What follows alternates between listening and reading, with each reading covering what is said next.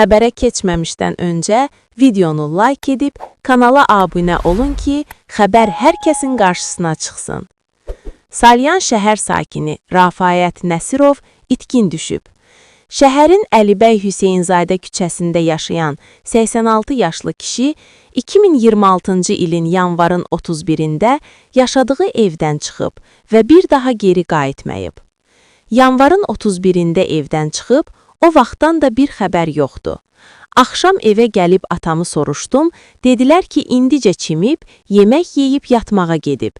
Həmin gün gecə hamı yatandan sonra evdən çıxıb.